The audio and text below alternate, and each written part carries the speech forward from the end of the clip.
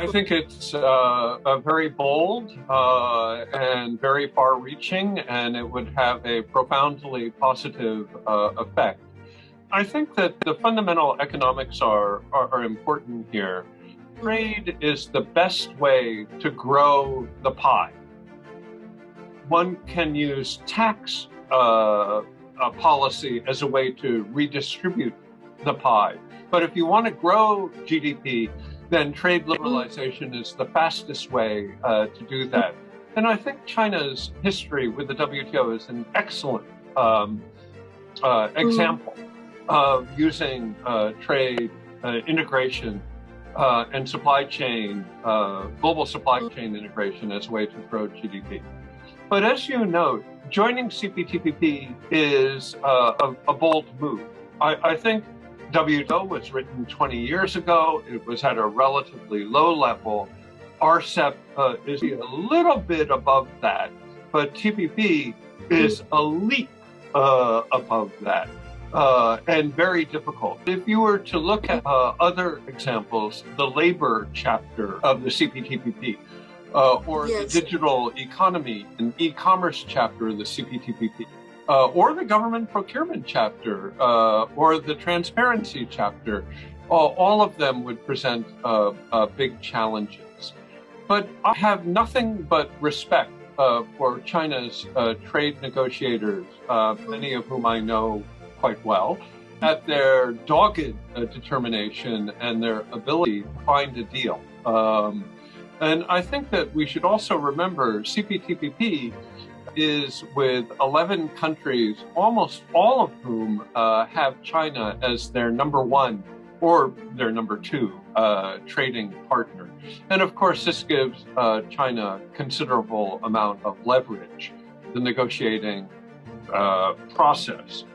So I, for one, would be very supportive of China joining the CPTPP as a way to address some of the domestic barriers to economic growth, as you say, using foreign structures to resolve difficult domestic problems in a manner that is economically positive and, if you will, normatively neutral, not preferencing a particular industry or interest group or social a special interest. I will agree with you, however, that the U.S. joining CPTPP is a relatively unlikely prospect in the near term. Politically, it would be difficult for President Biden to call for an official start to negotiations and to actually begin to implement, even though it would require very few changes in U.S. law. It's quite ironic. I think that the U.S. needs to articulate what is possible and what the United States would welcome. And that is something that I think that we'll be hearing a lot about over the next year or two. And on the general side, I would say, I would agree with you that the WTO is in crisis. My view on this is that all governments should meet their commitment. I am skeptical that is possible.